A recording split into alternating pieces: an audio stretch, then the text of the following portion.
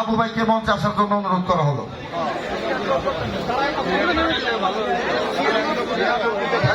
মঞ্চে কিন্তু এর বাইরে কেউ যাবে না। এই সবাই দাঁড়ান। তুমি